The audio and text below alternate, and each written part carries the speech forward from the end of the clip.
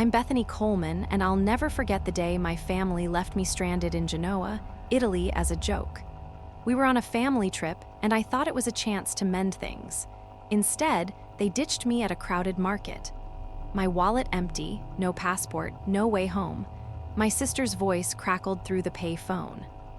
"You're bothering everyone, Bethany." My mom chimed in. "This is your fault." Their laughter echoed as they hung up, leaving me alone in a foreign country. I stood there, heart pounding, gripping the useless phone, realizing they'd planned this. My own family mocking me like I was nothing.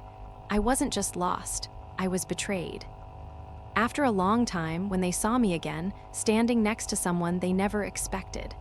Let's just say my dad's jaw hit the floor and he shouted something that changed everything.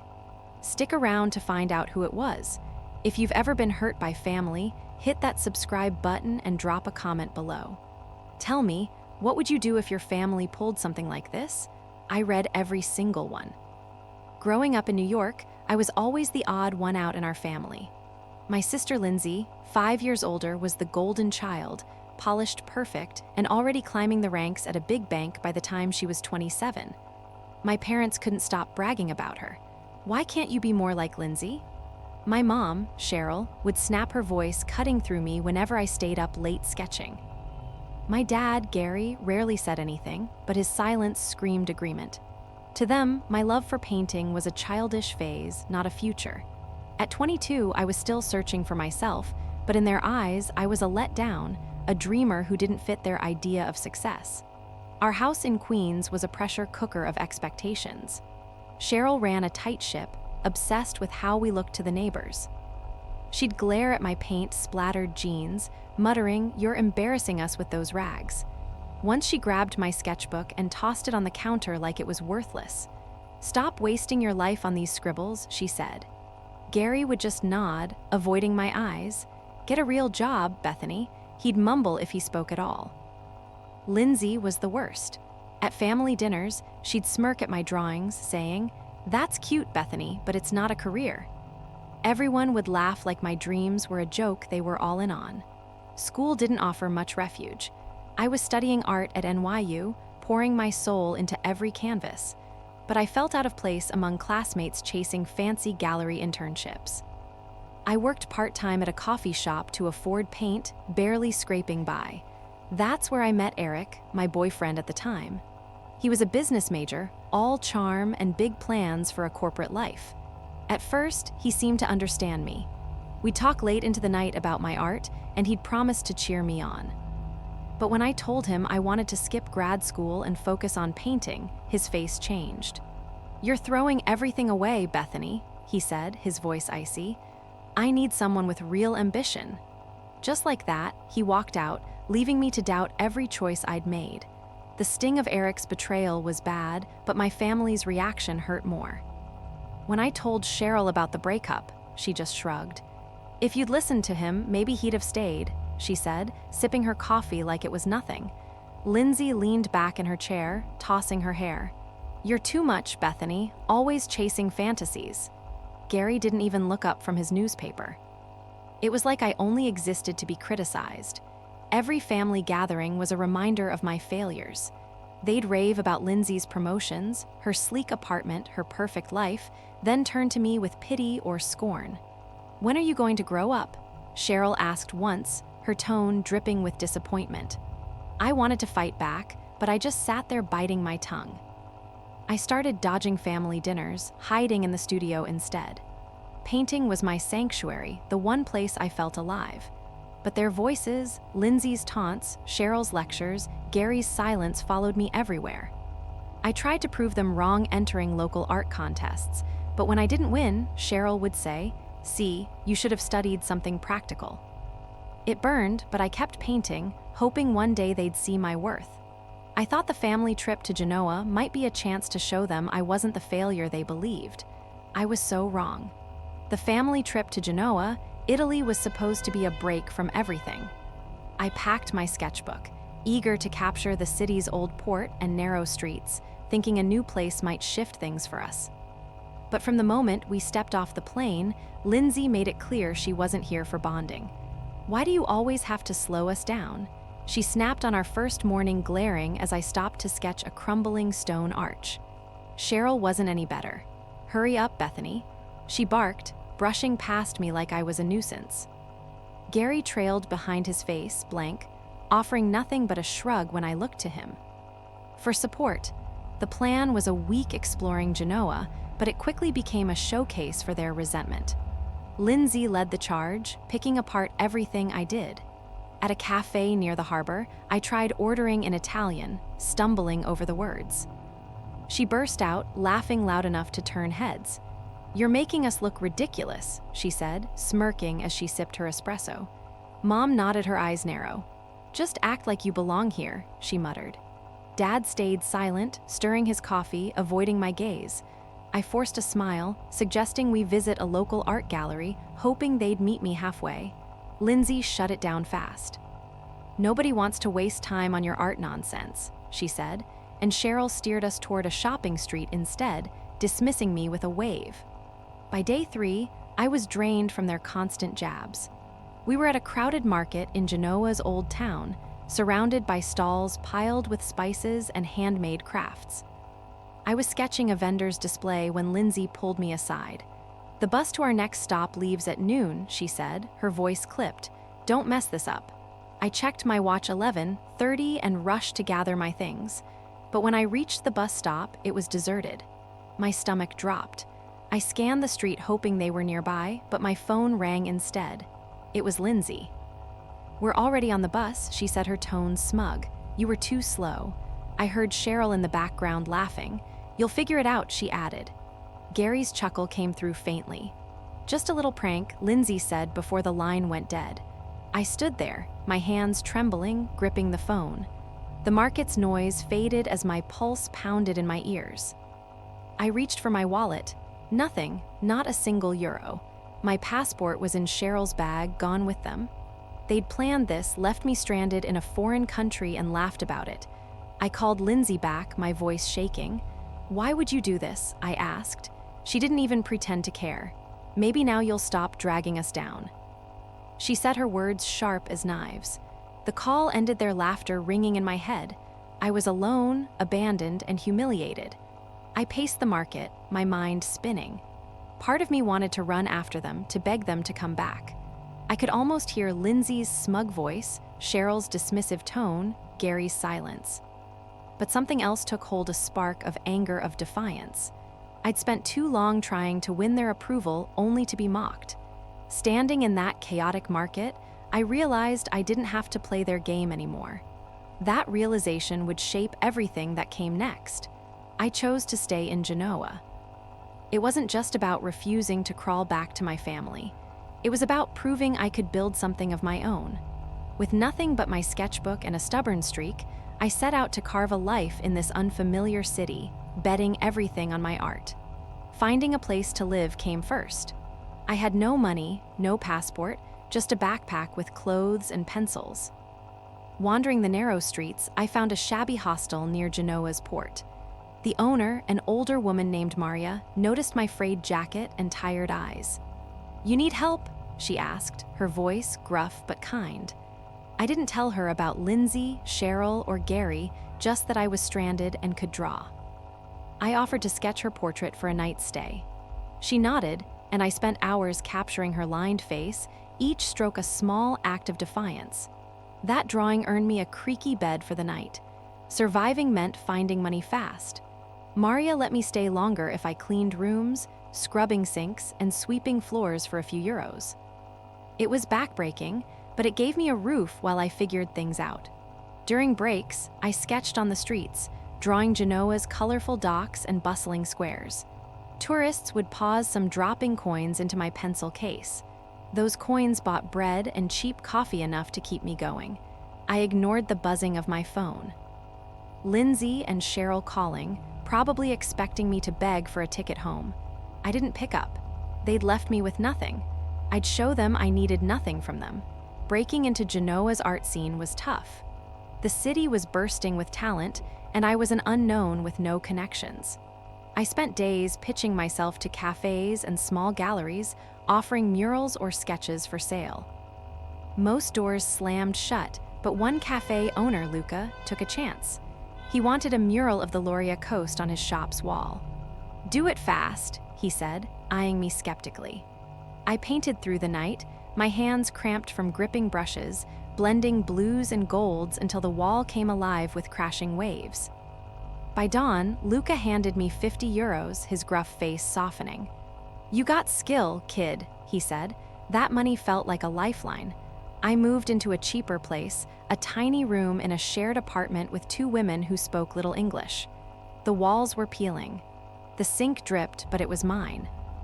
I stretched every euro living on pasta and market fruit and kept drawing.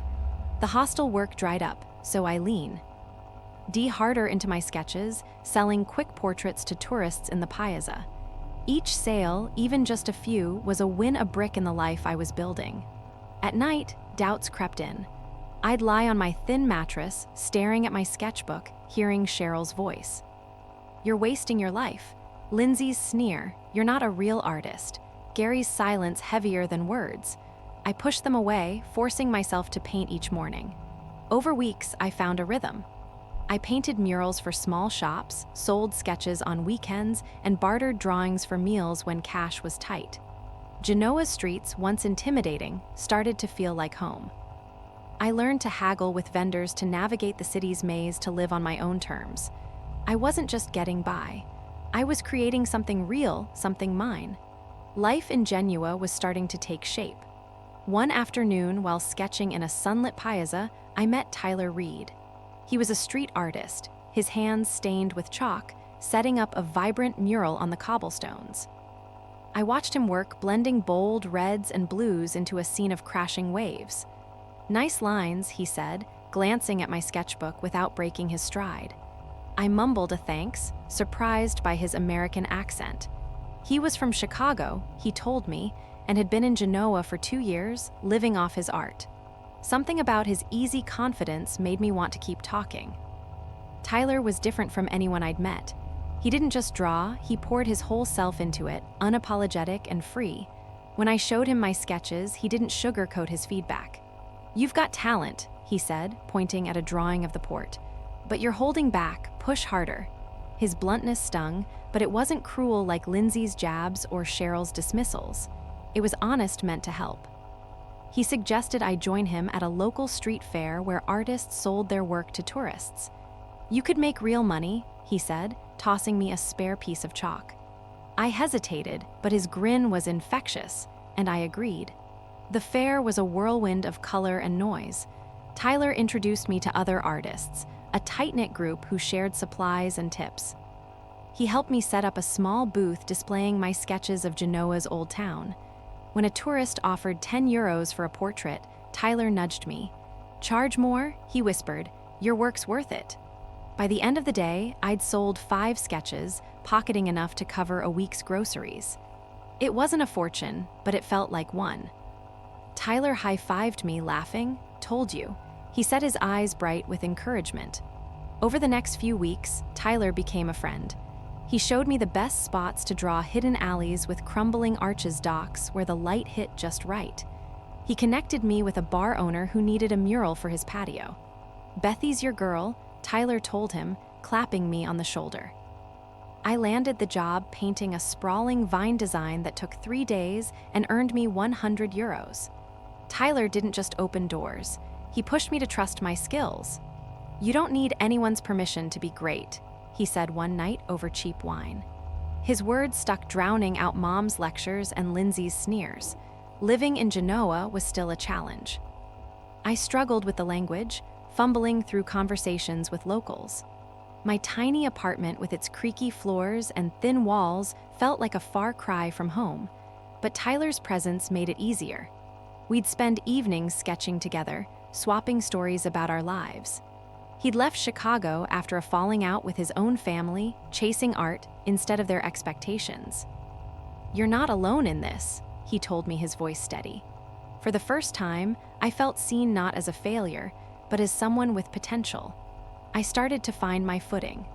The bar mural led to another job, painting a storefront with a scene of Genoa's lighthouse. I learned to haggle with vendors for supplies to navigate the city's winding streets without a map. My sketches sold faster at the market, and I even started experimenting with bolder colors inspired by Tyler's fearless style. Genoa wasn't just a place to survive anymore. It was where I was becoming myself. Tyler's friendship was a turning point. He didn't just help me find work. He showed me I could build a life that was mine. And that life was about to take an unexpected leap forward. My art was finally finding its place in Genoa. One crisp autumn evening, I got a chance to show my work at a local art festival in a historic palazzo. Tyler had pushed me to submit my sketches, insisting they deserved a spotlight. I was nervous setting up my small display of charcoal drawing scenes of Genoa's winding alleys and weathered fishermen. The crowd buzzed with locals and tourists, their voices echoing off the marble floors. I stood by my booth, heart racing as people paused to look. A woman in a sharp blazer stopped studying my work. "These are striking," she said, introducing herself as Alina, a curator from a prominent Genoa gallery. She handed me her card saying we should talk. That conversation changed everything. Alina invited me to her gallery, a sleek space in the city center with soaring ceilings and white walls. She wanted to feature my work in an upcoming group show. "Your perspective is fresh," she told me, pointing to a sketch of the port at dusk. I could barely speak, nodding as she outlined the details. The show would include established artists and my pieces. 5 large-scale drawings would hang alongside theirs. It was my first real break, a chance to be seen as more than a street artist. I walked out of the gallery dizzy, with possibility clutching Alina's contract like it was gold. Tyler stepped up as more than a friend. He became my partner in navigating this new world. He'd been through gallery shows before and knew the ropes. "You need a system," he said, helping me organize my portfolio and price my work. He spent hours with me in a rented studio framing drawings and planning the display. When I doubted myself, he was relentless. "You're not just good, Bethany, you're unforgettable," he said, his voice firm. His belief kept me grounded, especially when the pressure of the show felt overwhelming. We worked late nights sipping espresso, tweaking details until everything was perfect. The gallery opening was a blur of faces and clinking glasses. My drawings drew a crowd, their stark lines and bold shadows catching eyes. People whispered, pointing at my name on the wall. Alina introduced me to collectors, and by the end of the night, 3 of my pieces had sold for more than I'd earned in months. A critic from a local art magazine approached asking for an interview. "You're one to watch," he said, scribbling notes. I felt like I was floating, like Genoa had finally claimed me as its own. Tyler and I celebrated the show's success at a small trattoria, splitting a bottle of wine. He raised his glass, grinning. "To you taking over the art world," he said. I laughed, but his words sank in. The gallery wanted more of my work, and Alina hinted at a solo show if sales kept up. Tyler offered to handle logistics, scheduling contract supplies so I could focus on creating. "We're a team now," he said, and I felt a warmth I hadn't known in years. I was no longer the girl scrambling to survive. I was an artist with a future. Genoa's art scene embraced me, but the path ahead held bigger challenges. 5 years had carved a new path for me. Back in New York for my first major solo exhibition, I stood in a sleek Manhattan gallery surrounded by my paintings, bold canvases of Genoa's rugged coastlines and vibrant streets. The room hummed with critics, collectors, and curious locals, their murmurs blending with the clink of wine glasses. I'd worked tirelessly for this moment, pouring my soul into each piece. Tyler, now a celebrated artist himself, stood by my side, helping manage the crowd and fielding questions from curators. His presence was a quiet anchor, his sharp grin cutting through my nerves. The exhibition was a triumph. My paintings sold faster than I could track, with collectors offering thousands for pieces I'd once sketched on Genoa's cobblestones. A reviewer from an art magazine called my work raw and commanding snapping photos for a feature. I was no longer the girl who'd been left behind. I was Bethany Coleman, an artist making waves. Tyler leaned in, whispering, "You're killing it." I smiled, feeling the weight of years of struggle lift just a little. Then I saw them, Lindsay, Cheryl, and Gary weaving through the crowd. My stomach twisted. I hadn't spoken to them since Genoa, ignoring their calls and messages. Lindsay's face was all false warmth, her smile tight as she approached. "Bethany, we're so proud," she said, her voice dripping with pretense.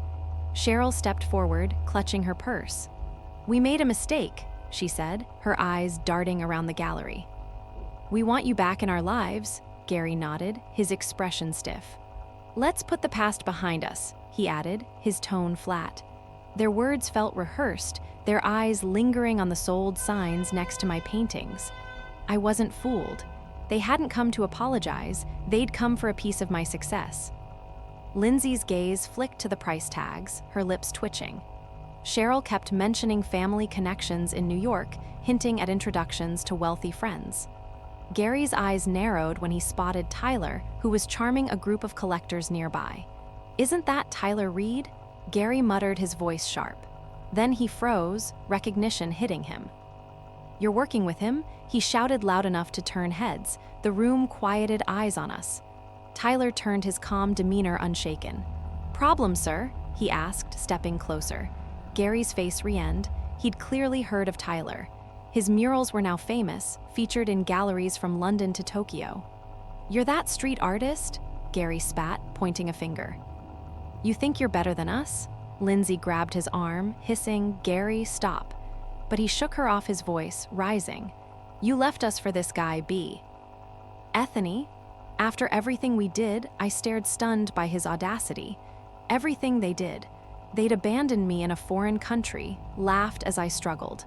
Tyler placed a hand on my shoulder, his voice low. "You don't owe them anything," he said, steady as ever. I faced my family, my voice calm but firm. "You don't get to walk in here and claim credit for my life," I said. "You left me with nothing. I built this without you." Lindsay's smile faltered, her eyes cold. Cheryl's face tightened, but she stayed silent. Gary sputtered, but the crowd's attention made him shrink back. "You'll regret this," he muttered, turning away. Lindsay and Cheryl followed their heels, clicking as they left the gallery. The air felt lighter with them gone. Tyler squeezed my shoulder, nodding toward the crowd. "Focus on what matters," he said.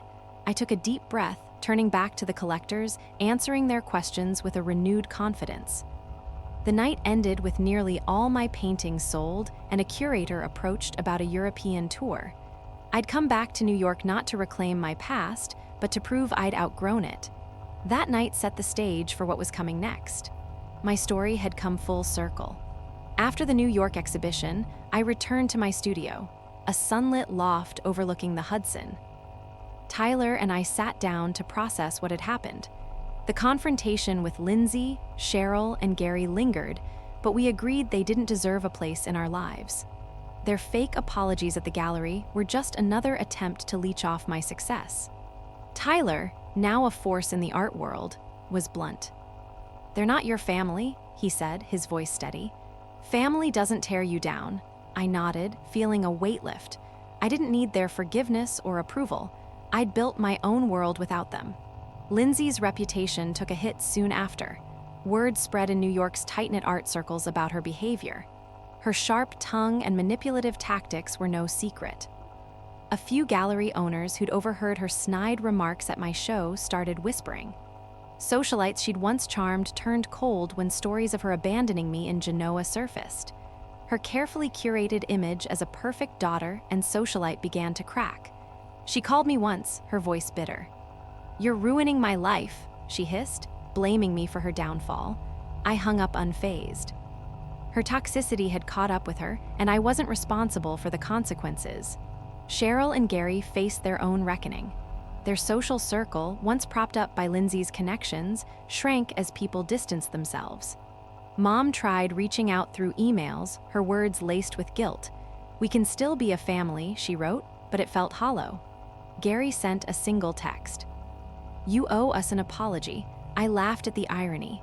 They'd left me to fend for myself in a foreign country, yet expected me to gravel. I blocked their numbers, cutting the last ties. Their isolation was their own doing, not mine. I'd spent years chasing their approval, but now I saw it for what it was, a trap that kept me small. The lesson hit me hard, and it's one I carry every day. Self-reliance and believing in your own worth are worth more than the approval of a family that only brings you down. I learned it the hard way, starting with nothing in Genoa scraping by on sketches and stubbornness. Tyler's support showed me what real connection looks like. Not conditional, not manipulative, but rooted in mutual respect. My art, once a lifeline, became my voice, telling stories of resilience and defiance. I wasn't just an artist now. I was someone who'd chosen herself over a toxic past. Standing in my studio, surrounded by half-finished canvases, I felt free. My work was gaining traction. Galleries in Paris and Berlin were calling, and a solo show was planned for next spring. Tyler and I were planning a joint exhibition, blending our styles to tell a story of grit and triumph. I'd built a life that was mine, not dictated by Lindsay's sneers or Cheryl's lectures. Gary's outbursts couldn't touch me anymore. I'd outgrown their shadows, and the world was noticing. I want to hear from you now. Have you ever had to walk away from toxic family to find your own path? What did it teach you about yourself? Share your thoughts, your stories.